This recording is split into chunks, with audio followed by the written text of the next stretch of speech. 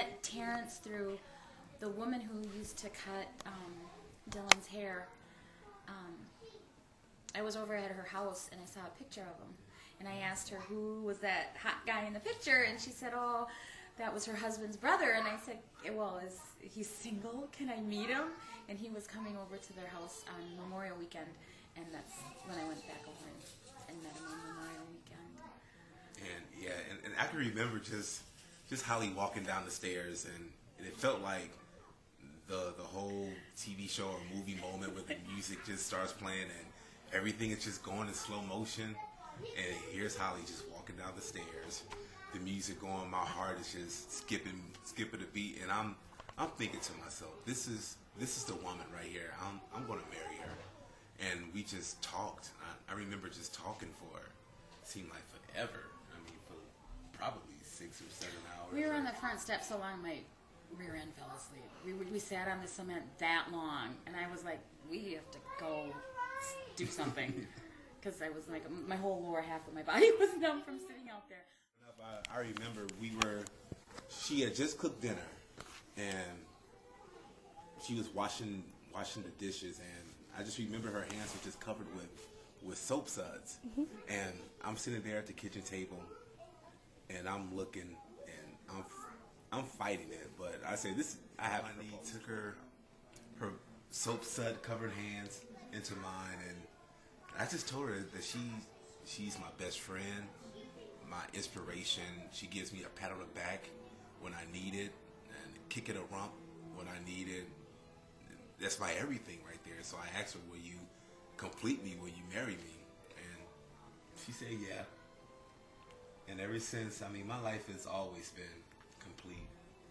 The first day on Memorial Day when we met, I feel like the puzzle in my life was completed, and it was by Holly.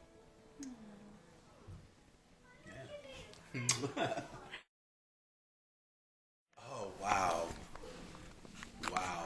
I remember pulling into the armory, and I see, different soldiers, hugging their wives, and hugging the wives with one hand and then holding the baby, just newborn babies in the other hand, and it just, the wives were just crying, and I'm thinking to myself, come on, you got to keep it together. This is what you've been prepared to do, and unfortunately, now's the time, line up and get on the bus. So I sat in the window seat, and I look out the window, and I see Holly, and it's just in order. Holly, Dylan, and Destiny standing on the curb, waving, and I felt like I'm abandoning my family. I felt like a bad dad. I'm going to be missing a lot of stuff, and there go my family right there, standing on the sidewalk, helpless. And I'm thinking, wow, this is tearing me up, because I'm thinking maybe I could get in the van and just drive off, and they won't. Nobody would notice. Nobody would notice. Look at all these people here. So I had to fight with that, but I said, you know what, this is what I enlisted to do, and it's happening. And people have different coping mechanisms to deal with stress, and deal with separation, and deal with the fact that what, you may not make it to tomorrow. My coping mechanism in writing. So whatever I felt, I wrote it down, or either typed it on my computer in my chew, and I started writing. And I remember my roommate, he said, "Dang, Jackson, every time I see you, you either got a pen in your hand or you're writing, or you're typing something." I'm saying, hey, I just have to maintain. I have to keep my sanity, and I write to Holly. I write her letters, and in the meanwhile, I'll write my feelings on how I'm feeling now after I've written her the letter.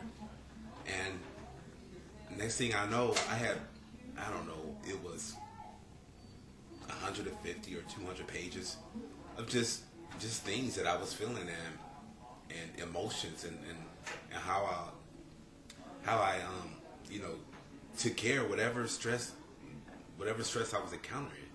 And I looked at it, I said, hey, you know what? I have something here. I have something that maybe the next unit that's going to deploy. That's when I knew I had something.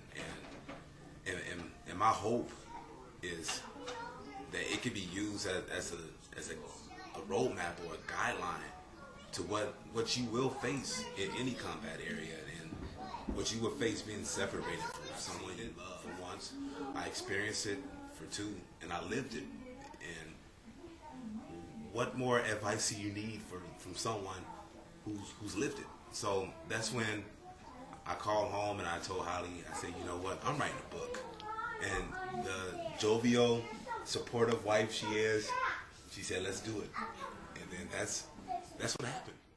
Well, as much as I would like to say, gosh, I was totally just thrown. I was a little bit, the fact that he actually wrote a book. I wasn't really surprised at what the topic was, because I know how much he loved to write to me. So I guess my inner feeling right away was, I have got the man that every woman wants, married or single. I mean, how many women can say, my husband loves me so much that he wrote a book about me while he was at war?